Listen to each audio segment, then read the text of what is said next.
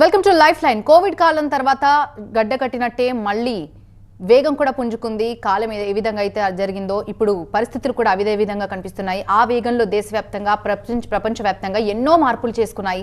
అందులో భాగంగా ఆయుర్వేదంపై అనూహ్యమైన స్పందన కూడా మొదలైంది. ఇంగ్లీష్ వైద్యులు సైతం ఆయుర్వేదం నేర్చుకోవడానికి ఇంట్రెస్ట్ చూపిస్తున్నారు, విశ్వాసం కూడా చూపిస్తున్నారు.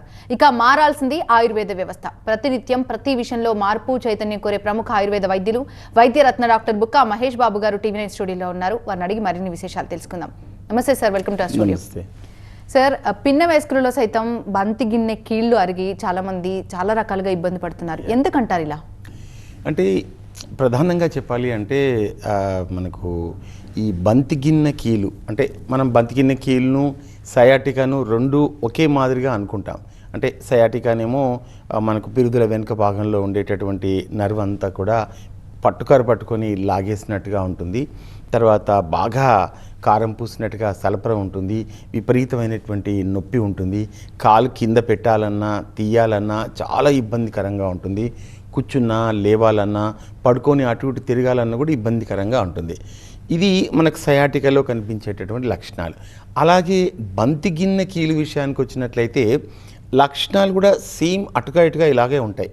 అంటే నడకలో ఇబ్బందికరంగా ఉండడం, కొంచెం వంకర టింకరగా నడవడం, కాళ్ళలో విపరీతమైనటువంటి నొప్పులు రావడం, నడుము విపరీతంగా పట్టేసినట్టుగా ఉండడం. అయితే ప్రత్యేకమైన విషయం ఏంటంటే గజ్జల్లో ఒక బాకు పెట్టి పొడిచినట్టుగా నొప్పి ఉంటుంది ఈ బంతి గిన్నె కీలు విషయానికి వచ్చినట్లయితే. అంటే ఇక్కడ కటకట చెప్పుట్లు వస్తాయి.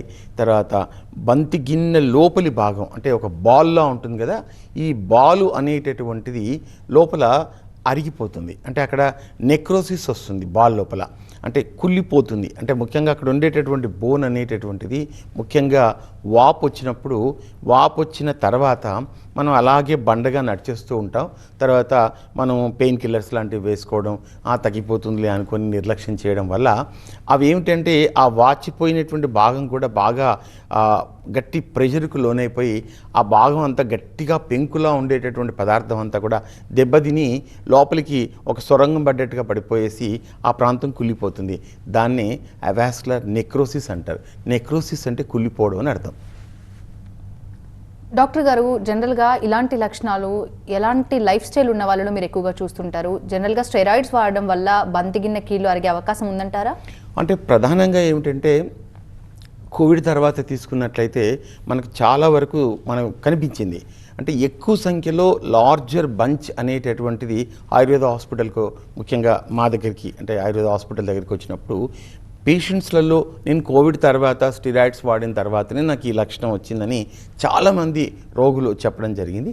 ఇవే కాకుండా చికెన్ గున్యా లాంటి రోగం వచ్చినప్పుడు కానీ, తర్వాత ఏవైనా కానీ ఈ వైరస్ సంబంధితమైనటువంటి ముఖ్యంగా జ్వరాలు వచ్చినప్పుడు కానివ్వండి, మనము వ్యాధిని అదుపులో తీసుకురావడానికి వాడేటటువంటి దశలో ఎక్కువ శాతం స్టెరాయిడ్స్ వాడినప్పుడు కూడా ఇలాంటి లక్షణాలు అంటే అవాస్కులర్ నెక్రోసిస్ లాంటి లక్షణాలు రావడం మేము చూడడం జరిగింది అన్నట్లు. ఇవన్నీ కూడా చూడడమే కాకుండా రికార్డ్ చేయడం కూడా జరిగింది అన్నట్లు. సో స్టెరాయిడ్స్ వాడడం వల్ల ఎముకలలో వాటి యొక్క సాంద్రత తగ్గిపోయి అవి అరిగిపోయి ఇట్లాంటి నెక్రోసిస్ లాంటి లక్షణాలు రావడం అనేటటువంటిది గమనించడం జరిగిందండి. డాక్టర్ గారు, డీకంప్రెషన్ సర్జరీ తర్వాత రోగం తగ్గుతుందా? దీని గురించి ఎలాబరేట్ చేసి చెప్పండి డాక్టర్ గారు. అంటే చాలా వరకు ఏమిటంటే ఏం జరుగుతుందంటే ఇలాంటి లక్షణాలు వచ్చిన వెంటనే ముందు వ్యాధి నిర్ధారణ చేయడానికి కొంచెం కాలం పడుతుంది. సాధారణంగా ఉండేటటువంటి ప్రైమరీ దశలో అంటే పిహెచ్సి లెవెల్లో కానీ ఎంబీబీఎస్ డాక్టర్ లెవెల్లో కానీ నిర్లక్ష్యం జరుగుతూ ఉంటుంది. ఇది సాధారణమైన నొప్పి కదా అనుకుని వదిలేస్తూ ఉంటారు. తర్వాత ఇంకా ఆర్థో దగ్గరికి వెళ్ళి ఇంకొంచెం ముందుకు వెళ్ళిన తర్వాత డీటెయిల్గా వ్యాధి నిర్ధారణ చేసినప్పుడే మనకు అర్థమవుతుంది ఇది అవాస్కులర్ నెక్రోసిస్ అని. అయితే ఇలాంటి వాటికి ఏం చేస్తూ ఉంటారంటే జనరల్గా ఫస్ట్ ఆఫ్ ఆల్ ఏంటి అంటే ముందు 15 రోజులు మందులు వాడండి, తగ్గకపోతే చిన్న సర్జరీ ఉంటుంది, డీకంప్రెషన్ సర్జరీ అని. ఆ సర్జరీ కూడా చేయించుకున్నా కూడా నొప్పి తగ్గకుండా మా దగ్గరకు వచ్చినటువంటి రోగులు ఎంతోమందిని చూస్తూ ఉన్నాం. దాదాపు కొన్ని దశాబ్దాల నుంచి కూడా ఈ విషయాన్ని గమనిస్తూ ఉన్నాం. సో ఇక్కడ అంటే డీకంప్రెషన్ యొక్క అవసరం లేకుండా అంటే చేయించుకోవాల్సినటువంటి అవసరం లేకుండా ఉన్నప్పటి రోగుల విషయానికి వచ్చినట్లయినా, తర్వాత సర్జరీ చేసుకున్నా కూడా అంటే బాల్ మార్చిన తర్వాత కూడా నొప్పి అనేటటువంటి తగ్గకుండా ఉండే రోగులను కూడా చూస్తాం. ఈ విషయంలో మాత్రం మా దగ్గర వైద్యశాలకు వచ్చినట్లయితే వచ్చినటువంటి రోగులలో మాత్రం అద్భుతంగా తగ్గినటువంటి దాఖలాలు మాత్రం విత్ క్లినికల్ ఎవిడెన్సెస్ అని ఉన్నాయి. కాలర్ లైన్లో ఉన్నారు సార్, కాల్ తీసుకుందాం. ఫ్రమ్ శ్రీకాకుళం ఈశ్వరరావు గారు, ప్రాబ్లం ఏంటో చెప్పండి డాక్టర్ గారికి. అదే మా అమ్మగారికి ప్రాబ్లం సాల్వ్ అయ్యింది. మా అక్కగారికి మొన్న పట్టినండి వైజాగ్. మీ అమ్మగారికి ఏం జరిగింది ఈశ్వరరావు మా గారు? అమ్మగారికి నడుము కొద్దిగా గ్యాప్ వచ్చింది, ఆపరేషన్ చేయమని చెప్పారు డాక్టర్స్. అయితే ఇలాగ టీవీలో చూసి మా మహేష్ బాబు గారిని మహేష్ బాబు గారిని కలిశాను ఫోన్ లో. కలిసిన తర్వాత అతను వైజాగ్ ట్రీట్మెంట్ స్టార్ట్ చేసాం. 3 months కి మొత్తం క్లియర్ అయిపోయింది సార్. 3 months కి ఇప్పుడు నడుము క్లియర్ అయిపోయి ఆవిడకి ఎటువంటి బీపీ కానీ ఎటువంటివి ఏమీ లేవు అవసరాలు తినడం వల్ల. ఓకే, అమ్మ బాగుందండి. ఆ అమ్మగారు ఇప్పుడు ఎగ్జాక్ట్లీ బాగానే ఉన్నారు, ఏం ప్రాబ్లం ఏం లేదు అప్పటి నుండి ఇప్పటి వరకు. ఓకే, 2014లో వాడాం సార్ మెడిసిన్ అది. Okay okay, very good. ఇప్పుడు అక్కగారికి అదే పెయిన్స్ వస్తున్నాయనేసి మళ్ళీ వైజాగ్ మళ్ళీ వెళ్ళాను స్టేట్మెంట్ కి. మొన్న సండే ఆదివారం రోజు మళ్ళీ అక్కగారికి ఇప్పుడు అది తగ్గుతుందన్న పూర్తి నమ్మకంతో మళ్ళీ వెళ్ళాము. అది ఇక్కడ లోకల్ పేషెంట్లు కూడా చాలా జనం వెళ్ళారు, అందరికి తగ్గాయండి బాగా. Okay okay, so nice, so nice, చాలా సంతోషం ఈశ్వరరావు గారు. Okay sir, thank you. Right. Doctor గారు, కోవిడ్ వచ్చినప్పుడు చాలా మంది కూడా బతకడానికి, ప్రాణాలు కాపాడుకోవడానికి స్టెరాయిడ్స్ వాడాల్సి వచ్చింది. బికాస్ అప్పుడున్న సిచ్యువేషన్ అలాంటిది. అది ఇప్పుడు వాళ్ళ లైఫ్ స్టైల్ మీద ఎఫెక్ట్ పడుతుంది అనుకోవచ్చా? అంటే ఇప్పుడు నేను చెప్తున్నాను కదండి, స్టిరాయిడ్స్ అనేటటువంటివి ఒక ఎమర్జెన్సీ డ్రగ్ అండి. కానీ ఈ ఎమర్జెన్సీ డ్రగ్ను చాలా వరకు విచ్చలవిడిగా ఎవరంటే వాళ్ళు ఎంతవరకు అంటే అంతవరకు ఓ పద్ధతి లేకుండా వాడుతూ ఉన్నారన్నట్లు. దీనివల్ల ఏమవుతుందంటే శరీరంలో అనూహ్యమైనటువంటి పరిణామాలు, అనూహ్యమైనటువంటి మార్పులు అనేటటువంటి చోటు చేసుకుంటున్నాయి. ఇందాక నేను చెప్పాను చికెన్ గున్యా లోపల ఇలా జరిగింది అని చెప్పని. కోవిడ్లో ముఖ్యంగా రోగ లక్షణాలను అదింపెట్టడానికి వాడేటటువంటి దశలో ఎప్పుడైతే అధిక మొత్తంలో మనం స్టిరాయిడ్స్ వాడామో దానివల్ల ఏమైపోయింది అంటే ముఖ్యంగా ఎముకల్లో సాంద్రత తగ్గిపోయి అవంతా కూడా ఆ వాపు వచ్చి ఆ ప్రాంతంలో బెజ్జాలు పడిపోయి నెక్రోసిస్ వచ్చి ఎముకనే లాస్ అయ్యేటటువంటి పరిస్థితులు అనేటటువంటి మనం గమనించాం. దీన్ని అవాస్కులర్ నెక్రోసిస్ అని అంటారు. సో వీటిలో కూడా అంటే వీటిలో ప్రధానంగా ఆయుర్వేద వైద్యానికి మా దగ్గరికి వచ్చినప్పుడు మేము గమనించింది ఏమిటంటే అద్భుతంగా ఇక్కడ కుళ్ళిపోయిన అంటే ఎముకలు ఏదైతే బంతికిన్న కీల్లో ఏదైతే వాపు వచ్చిందో వాపును తగ్గించడమే కాకుండా కుళ్ళిపోయినటువంటి సాంద్రత ఎక్కడైతే ఎముకల సాంద్రత తగ్గిపోయిందో అక్కడ మళ్ళీ ఎముకల యొక్క నిర్మాణం అనేది ప్రాపర్గా జరగడం, తర్వాత అక్కడ నొప్పి తగ్గడం, తర్వాత నడకలో ఇబ్బంది అనేటటువంటి సరిచేయబడడం, ఇవన్నీ కూడా అద్భుతంగా ఆయుర్వేదంలో సర్జరీ లేకుండా అద్భుతంగా తగ్గించబడుతున్నాయి. డాక్టర్ గారు, మీరేమో సర్జరీ లేకుండా చేయొచ్చు అని చెప్తున్నారు. బట్ చాలామంది సర్జరీ చేయించుకుంటున్నారు, దాని తర్వాత ఎలాంటి ఎఫెక్ట్స్ వాళ్ళు చూస్తారంటారు? అంటే ఇప్పుడు చూడండి, ఒకసారి కుర్రవాడిని చూశాను. వాడు వచ్చేసి 22 సంవత్సరాలు ఉన్నాయి. వాడికి 22 సంవత్సరాల కుర్రాడికి కూడా అవాస్కులర్ నెక్రోసిస్ వచ్చింది. డాక్టర్ గారు అన్నారు ఈ నొప్పి ఇంకా తగ్గట్లేదు కదా, 2 వారాల మందులు వాడవు తగ్గట్లేదు కదా, యూ షుడ్ అండర్గో సర్జరీ అని చెప్పని సర్జరీ వాడికి చేశారు. సర్జరీ చేసిన తర్వాత ఎముక పెరుగుతూ ఉంది. మళ్ళీ కాళ్ళు కింద పైన అంటే ఒక కాలు పెద్దగా ఉంది, ఒక కాలు చిన్నగా ఉంది. మళ్ళీ వాడికి ఏం చేశారు, బోన్ కట్ చేశారు మళ్ళీ, ఎందుకంటే బోన్ పెరిగింది కాబట్టి. అంటే ఇక్కడ అర్థం చేసుకోవాల్సిన విషయం ఏంటంటే 35 సంవత్సరాల వరకు ఎముకలు అనేటటువంటివి సాధారణంగానే వాటి యొక్క నిర్మాణం అనేటటువంటి పెరుగుతూ ఉంటుంది. అంటే వాటి యొక్క సెల్స్ అనేవి పెరుగుతూ ఉంటాయి, వాటి గ్రోత్ అనేటటువంటి రిటార్డ్ కాదన్నట్లు. సో ఇది గమనించకుండా చేయడం వల్ల ఏం జరిగింది, అక్కడ మళ్ళీ ఎముక పెరిగింది, మళ్ళీ కట్ చేశారు. సో ఇవన్నీ మనము ఏమిటంటే చేయించుకున్నా కూడా సుఖంగా ఉన్న వాళ్ళ సంఖ్య అసలు నామమాత్రం కూడా లేదండి. ఎస్ డాక్టర్ సార్, మీతో మాట్లాడడానికి కాలర్ లైన్లో ఉన్నారు ఫ్రమ్ బెంగళూరు. రవికిరణ్ గారు, ఎస్ మాట్లాడండి డాక్టర్ గారితో. నమస్తే మేడం. చెప్పండి. నమస్తే గురుగారు. నమస్తే గురుగారు, నేను మీ దగ్గర మెడిసిన్ వాడుతున్నాను చాలా రోజుల నుంచి సార్. నాలాగనే ఇది మన ankylosing spondylosis. Ankylosing spondylitis. Yeah, ఎలా ఉన్నారు రవికిరణ్ గారు? నేను చాలా చాలా బెటర్ గురుగారు. నేను మీ దగ్గరికి వచ్చినప్పటి సిచ్యువేషన్ కి ఇప్పటికి సచ్ గ్రేట్ గ్రోత్. అంటే ఇప్పుడు సాధారణంగా ఏంటంటే ఆయుర్వేదం వేగంగా పనిచేయదు, స్లోగా పనిచేస్తుంది, నెమ్మదిగా పనిచేస్తుంది అనేది ఇప్పటిదాకా మనకు స్టీరియోఫోనిక్ ఒపీనియన్స్ ఉన్నాయి. దానిపైన మీరేం చెప్తారు? మీకు చాలా వేగంగా తగ్గింది కదా? నేను నా సిచ్యువేషన్ ఎగ్జాక్ట్ గా చెప్తాను. నాకు యాంకిలోజింగ్ స్పాండిలైటిస్ అని నాకు డయాగ్నోస్ కావడానికే చాలా రోజులు పట్టింది. నాకు బ్యాక్ పెయిన్ అని, ఆ పెయిన్, ఈ పెయిన్ అని, ఎక్స్రే అని అలా ఇలా తిరుగుతాను. I was like beating around the bush. నాకు అది డయాగ్నోస్ కావడానికే చాలా సమయం పట్టింది. ఓకే. ఫైనల్ గా డయాగ్నోస్ అయ్యాక నాకు ఏమని చెప్పారంటే దీనికి క్యూర్ లేదు, అలోపతిలో దీనికి మెడిసిన్స్ లేవు, దీన్ని మీరు పెయిన్ కిల్లర్స్ ద్వారా మీరు మీ పెయిన్ మేనేజ్ చేసుకోవాలి అని చెప్పారు. సో నా ప్రాబ్లం కంటే నేను కంటిన్యూస్ నాకు ఆల్మోస్ట్ ఎవ్రీడే పెయిన్ కిల్లర్ తీసుకునే సిచ్యువేషన్ అయిపోయింది, లేకపోతే I couldn't do my daily routine. So నేను ఆ పెయిన్ కిల్లర్స్ తోటే నాకు వేరే ప్రాబ్లమ్స్ వచ్చే సిచ్యువేషన్ ఉన్నప్పుడు నాకు మీ టీవీ ద్వారా నాకు మీరు తెలిసారండి. సో నాకు కూడా నమ్మకం లేదు, కానీ నాకు వేరే హోప్ కూడా లేదు, కాబట్టి నమ్మకం లేకున్నా కూడా ఒకసారి ట్రై చేద్దామని నేను ట్రై చేశాను డాక్టర్ గారు. నాకు మ్యాజికల్ గా నాకు ఒక 1 వీక్ లోనే, నేను 8 సంవత్సరాల నుంచి పెయిన్ కిల్లర్స్ తీసుకునేటోని, నాకు 1 వీక్ లోనే I could see remarkable difference in my pain, just in 1 week. And over the journey ఇప్పుడు నా సిచ్యువేషన్, నేను పొద్దున్న లేచి నా కాలకృత్యాలు చేసుకోవడానికే నాకు తలప్రాణం అసలు it was very difficult. Now I can do I do 1 hour of activity in the morning. నేను జిమ్ కి వెళ్తాను, ట్రెడ్మిల్ చేస్తాను, రన్ చేస్తాను. I'm almost a normal person. And ఇది ట్రై చేస్తేనే తెలుస్తుంది మనకి, ట్రై చేస్తే నమ్ముతేనే కదా తెలిసేది జనాలకి. నాకు కూడా నమ్మకం లేదు. అలాంటి వాళ్ళు ఎవరైనా చూసేటోళ్ళు I think they should give it a try. నాకైతే చాలా మ్యాజికల్ డిఫరెన్సెస్ వచ్చాయి. Okay, thank you sir. ఇలాంటి పాజిటివ్ కాల్స్ విన్నప్పుడు మీ ట్రీట్మెంట్ ఫలించి వాళ్ళు యాజ్ యూజువల్ గా మా లైఫ్ ని లీడ్ చేస్తున్నాం, ఇంతకు ముందు అసలు ఎలా ఉంటుందో అని భయపడ్డ వాళ్ళం ఇప్పుడు జిమ్ కూడా వర్కౌట్స్ కూడా హెవీగా చేయగలుగుతున్నాం అని చెప్పినప్పుడు మీకు ఎలా అనిపిస్తుంది డాక్టర్ గారు? మీరు ఎలాంటి ఎఫర్ట్స్ పెట్టారు వాళ్ళ హెల్త్ మళ్ళీ సెట్ అవ్వడానికి? ఫస్ట్ ఆఫ్ ఆల్ ఏంటంటే ఆయుర్వేదం అంటే నెమ్మదిగా పనిచేస్తుంది, స్లోగా పనిచేస్తుంది, షూట్ అవ్వాలి కానీ సూట్ అవుతూనే పనిచేస్తుంది అనేటటువంటి ఒక స్టీరియోఫోనిక్ ఫార్మేట్ అనేది ఇప్పటిదాకా మనం పెట్టుకున్నాం. సో నేను దాదాపు గడిచినటువంటి ఒక దశాబ్ద కాలం నుంచి టీవీ9లో ది కేస్ స్టడీ అనేటటువంటిది నేను ప్రజెంటేషన్ చేస్తున్నాను. ఇంతకుముందు నేను ఒక ప్రముఖ దినపత్రికకు ది కేస్ స్టడీ అని పేషెంట్ ఎలా వచ్చాడు, ఎలా మేము డయాగ్నోస్ చేస్తాము, ఎలాగా వ్యాధి నిర్ధారణ చేస్తాము, ఒక 15 రోజుల్లో ఎలా తగ్గింది, నెలకు ఎలా తగ్గింది, 6 నెలల తర్వాత ఎలా ఉన్నారు, సంవత్సరం తర్వాత ఎలా ఉన్నారు అనేది చాలామంది ప్రేక్షకులకు తెలుసు. నేను ఆంధ్రజ్యోతికి రాశాను, ఇండియన్ ఎక్స్ప్రెస్కి కూడా రాశాను కేస్ స్టడీస్ అని. చాలా కాలం నుంచి దాదాపు 2-3 దశాబ్దాల కాలం నుంచి కూడా చేస్తూ ఉన్నా.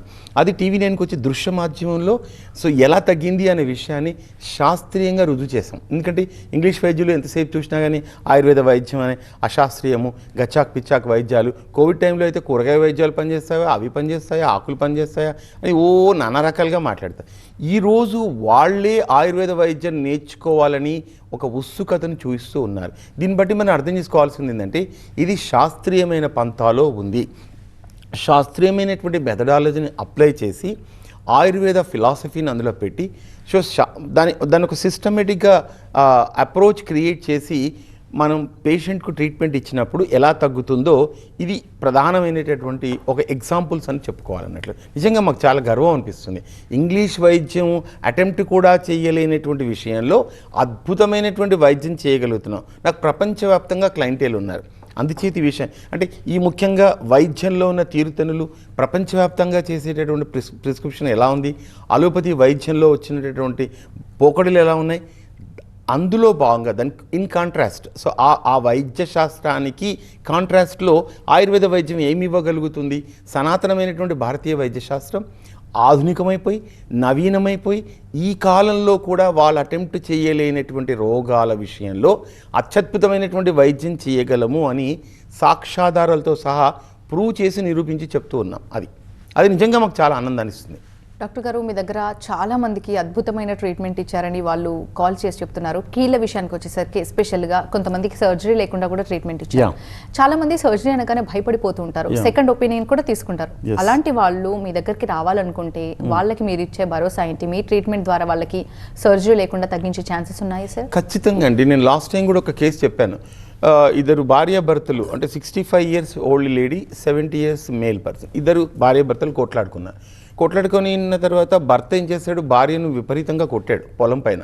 కొట్టేస్తే పాపము ఆవిడకు థొరాసిక్ ఏరియాలో ఉండేటటువంటి D11 D12 వర్టిబ్రాస్ వచ్చేసి కంప్రెసివ్ ఫ్రాక్చర్ అయ్యాయి, కింద పడిపోయింది అచేతనంగా. సో రాయవెల్లూరు తీసుకెళ్లారు, అపోలో తీసుకెళ్లారు, విజయ హాస్పిటల్ తీసుకెళ్లారు, చెన్నైలో ఉండే ప్రాంతాన్ని తీసుకెళ్లారు. వాళ్ళందరూ అన్నారు ఇప్పుడు ఆవిడకి ఆస్టియోపోరోసిస్ ఉంది, వీ కాంట్ డూ ఎనీథింగ్, ఇంటికి తీసుకుపోండి, అన్నం పెట్టేయండి, ప్రే ఫర్ ది గాడ్, అంతే ఆవిడ యొక్క అంతే, అంతకన్నా మించి మేము చేయగలేదన్నారు. పాప అయినా కూడా వాళ్ళు ఏం చేశారు, మళ్ళీ గుంటూరు తీసుకెళ్లారు, విజయవాడ తీసుకెళ్లారు, అయినా కూడా తగ్గలేదు. సో వాళ్ళ అల్లుడు, పేషెంట్ వాళ్ళ అల్లుడు ఉన్నారు డేవిడ్ అని, ఆయన ఏం చేశాడంటే, అరో ఇట్లాంటి కేసులు మహేష్ బాబు గారు ఆంధ్రజ్యోతిలో చాలా కాలం రాస్తున్నారు, టీవీ 9లో వస్తారు, ఒక్కసారి తీసుకెళ్దాం ఆయన దగ్గరికి అని చెప్పంటే జస్ట్ వీడియో తీసుకొచ్చి నా దగ్గర తీసుకొచ్చారు. ఆవిడతో మాట్లాడాను, ట్రీట్మెంట్ స్టార్ట్ చేసాం. You believe it or not, ఈరోజు ఆవిడ అంటే అక్కడ అలోపతిలో ఏమీ చేయలేని పరిస్థితిలో నా దగ్గరికి తీసుకొచ్చిన తర్వాత, చికిత్స చేసిన తర్వాత 6 నెలల తర్వాత, సంవత్సరం అయిపోయింది ఈ పాటికి, 6 నెలలకు చికిత్స పూర్తి అయిపోయింది, ఎంతో కాలం అయిపోయింది. ఇప్పుడు ఆవిడ కింద కూర్చొని బట్టలు పిండుకుంటూ ఉంది. దీన్ని ఏమందని చెప్పండి. అంటే సర్జరీ కూడా చేయలేమురా బాబు అని వదిలేసిన కేసులు కూడా అద్భుతంగా తగ్గుతున్నాయి. కానీ వచ్చిన చిక్కంతా ఏమిటంటే, ప్రజల్లో బూజు పట్టినటువంటి సిద్ధాంతాలు ఏవైతే ఉన్నాయో, ఆయుర్వేదం వేడి చేస్తుంది, ఆయుర్వేదం ఇది, ఆయుర్వేదం అది అని అనుకునేటటువంటి భావజాలం వల్ల దూకలేకపోతున్నారు. అంతే, ఒకసారి ప్రయత్నం చేస్తే ఖచ్చితంగా సర్జరీ అవసరం లేకుండా కీళ్ళ నొప్పులే కానీ, మెడ నొప్పులే కానీ, నడు నొప్పులే కానీ అద్భుతంగా తగ్గేటటువంటి ఆస్కారం ఉంది. ఇవన్నీ కూడా సాక్ష్యాధారాలతో సహా విత్ క్లినికల్ ఎవిడెన్సెస్తో సహా ప్రూవ్ చేయడం జరుగుతూ ఉంది. అంటే ప్రూవింగ్ లేదు అని వాళ్ళు అంటారు, కానీ ప్రూవింగ్ అనేటటువంటిది ఎందుకు లేదు చెప్పండి. కోవిడ్ టైంలో కనీసం 10 మంది పైనే కదా మీరు వ్యాక్సిన్స్ ప్రయోగించింది. మరి ఇక్కడ 100 మంది 1000 మంది ఆయుర్వేద వైద్యం వాడుతూ ఉన్నారు. సో చక్కగా పనిచేస్తున్నాయి. నేను ఇటీవల కాలంలో దాదాపు 39 క్యాంపులు కండక్ట్ చేశాను. కీసర దగ్గర ఉన్న నా వ్యవసాయ క్షేత్రంలో ప్రతి నెల మొదటి ఆదివారం క్యాంప్స్ కండక్ట్ చేస్తూ ఉన్నాను. యాంకిలోజింగ్ స్పాండిలోసిస్, కీళ్ళవాతం, కీళ్ళ నొప్పులు, మెడ నొప్పులు, నడు నొప్పులు, ఇట్లాంటి జబ్బులు, ముఖ్యంగా ఫ్రోజన్ షోల్డర్స్, అసలు ఏమీ అవసరం లేకుండా, టచ్ కూడా చేయకుండా ఔషధాల చేతనే ఫ్రోజన్ షోల్డర్స్ కూడా అద్భుతంగా తగ్గుతున్నాయి. ఎన్నో కేసులు రికార్డెడ్ ఎవిడెన్సెస్ అవుతూ ఉన్నాయి అన్నట్లు. సో 100-120 ఓపీ వస్తున్నారు. దాంట్లో చూస్తుంటే అద్భుతమైనటువంటి ఫలితాలు, ఎంత అద్భుతం అంటే అంత అద్భుతమైన ఫలితాలు వస్తాయి. ఉచితంగా వైద్యం చేస్తూ ఉన్నాం అక్కడ. సో కాబట్టి చాలామంది రోగులు వస్తూ ఉన్నారు. ఆ రోగులపైన ఆయుర్వేద ఔషధాలు ఇచ్చినప్పుడు లార్జ్ స్కేల్లో చూసినట్లయితే మనకు అద్భుతమైనటువంటి ఫలితాలు మనకు కనిపిస్తూ ఉన్నాయి. ఆయుర్వేద వైద్యం అనేటటువంటిది it was neglected due to the British rule. వాళ్ళు కావాలని కుట్ర చేత ఆయుర్వేదాన్ని అదిమి పడేటట్టుగా చేశారు, అంటే నెగ్లెక్ట్ చేశారు. దానికి ఏ రకమైనటువంటి సపోర్ట్ ఇవ్వకుండా దాన్ని నెగ్లెక్ట్ చేశారు. సో ఆయుర్వేదం అనేది ఒక శాస్త్రీయమైన వైద్యం, సనాతనమైన వైద్యం. కొన్ని వేల సంవత్సరాల నుంచి మన దేశంలో అది వస్తూనే ఉంది, పరంపరగా వస్తూనే ఉంది. తక్షశిల నుంచి మొదలెట్టుకొని నలంద నుంచి నాగార్జున కొండ, కంచి దాకా, విజయనగర, హంపి దాకా. సో ఇది సజీవంగా నిలబడ్డేటటువంటి ఒక అద్భుతమైనటువంటి శాస్త్రీయమైన వైద్యము. ఆపరేషన్స్ అవసరం లేకుండా ఎన్నో రోగాలు అద్భుతంగా చికిత్స చేయడానికి అనుకూలమైంది. తర్వాత అతి తక్కువ ఖర్చుతో వైద్యం చేసుకోవచ్చు అనవసరంగా. సో ప్రొడక్టివ్ లైఫ్ అనేది డిస్టర్బ్ కాకుండా ఉంటుంది, జీవితకాలం పెరుగుతుంది, అనవసరమైనటువంటి ఇతరత్ర అనారోగ్యాలు రాకుండా ఉండడానికి కూడా దోహదం చేస్తుంది. ఎందుకంటే ఇవి బయో యాక్టివ్ మాలిక్యూల్స్ కాబట్టి, ఆయుర్వేదంలో ఇవన్నీ ఉన్నాయి కాబట్టి కొత్త రోగాలు రాకుండా కూడా అరికెట్టేటటువంటి ఆస్కారం ఇందులో ఉంది.